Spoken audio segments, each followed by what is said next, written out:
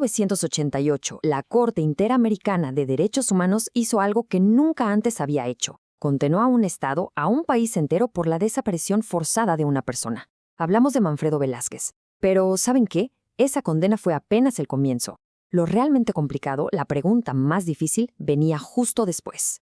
Y esa pregunta que ven en pantalla, créanme, no es nada retórica. Fue el dilema, el problemón al que se enfrentó la Corte. A ver, ya estaba claro. Honduras era culpable, sí. Pero, ¿y ahora qué? ¿Qué significa eso de justa indemnización para una familia rota por un crimen de Estado que ni siquiera dejó un cuerpo ni una tumba? Para entender cómo se desenredó este nudo, tenemos que echar un vistazo al camino que nos trajo hasta aquí. El camino fue, larguísimo. Todo arranca en 1981, con la desaparición de Manfredo Velázquez. Pasan 7 años y para 1988 la Corte ya dijo, Honduras es culpable. Pero, ojo, les dio una tarea. Le dijo al Estado y a la Comisión que tenían 6 meses para ponerse de acuerdo en cómo reparar el daño. ¿Qué creen que pasó? Pues que ese acuerdo nomás nunca llegó. Y ahí es donde empezó el verdadero reto. Y esto nos lleva a la primera parte de este análisis, un crimen sin cuerpo. Porque, tal como se lee aquí, después del veredicto, el verdadero desafío apenas comenzaba. Ya no se trataba de probar quién fue, sino de definir qué demonios significaba la justicia en este caso. Como les decía, la sentencia original les dio 6 meses, medio año para que el gobierno de Honduras y la comisión se sentaran a negociar. Pero la verdad, sus posturas estaban en planetas distintos. Era imposible que llegaran a un acuerdo. Y esto obligó a la Corte a, tomar el toro por los cuernos y decidir ella misma cómo se podía reparar un daño que, en el fondo, parecía irreparable. Vamos a la segunda parte. ¿Cuánto vale una vida? Porque esa falta de acuerdo dejó al descubierto el verdadero problema. De pronto, sobre la mesa había 4 ideas, 4 visiones totalmente distintas sobre lo que significaba reparar a la familia. Y créanme, la distancia entre una y otra era un abismo. Primero, veamos la propuesta del gobierno de Honduras. Ellos pusieron sobre la mesa 150,000 lempiras. ¿Y en qué se basaban? Bueno, pues en sus leyes locales para casos de muerte accidental y le sumaron una cantidad voluntaria. Para ellos el asunto era simple, aplicar la ley de su país y ya. Pero para la familia de Manfredo Velázquez, la cosa era completamente diferente. Para ellos, la justicia no se medía en billetes.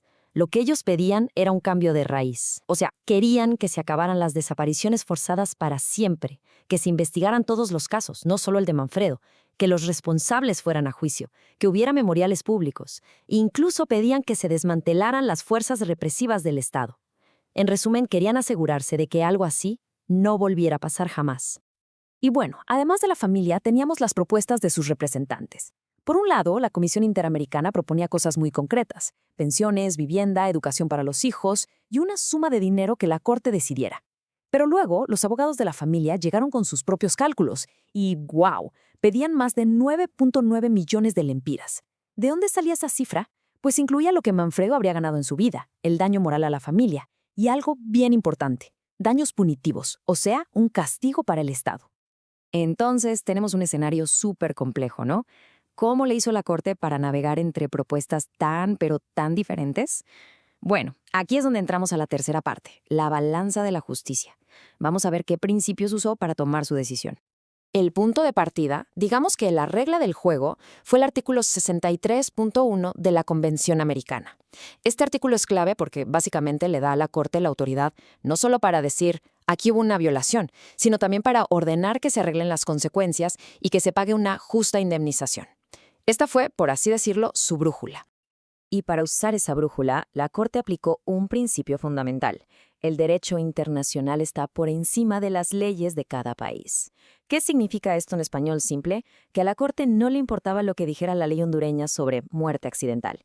Tenía total libertad para crear un estándar nuevo, uno basado en los derechos humanos a nivel internacional. Esto fue un parteaguas.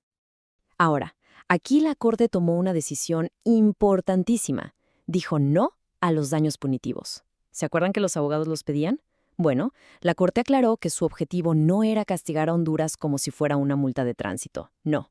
El chiste era compensar a la familia por todo lo que había sufrido. La palabra clave aquí es compensar, no castigar. Ya con ese enfoque bien claro, la Corte se concentró en 2 conceptos que son el corazón de todo esto. Primero, el lucro cesante.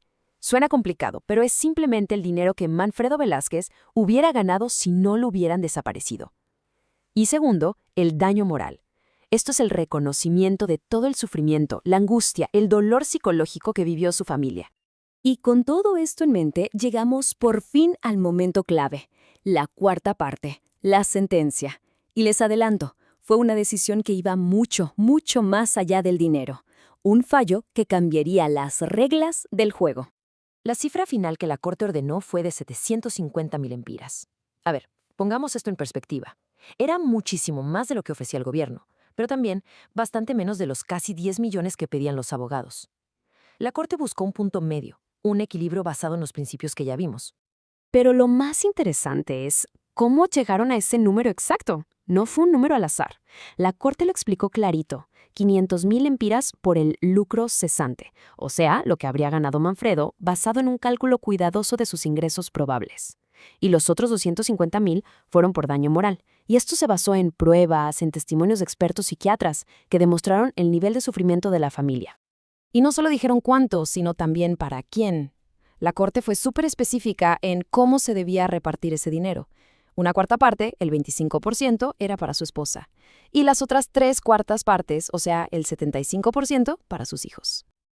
Pero aquí viene una de las partes más innovadoras, que de verdad muestra la visión de la Corte. No solo dijeron páguenles y ya, no. Diseñaron toda una estructura.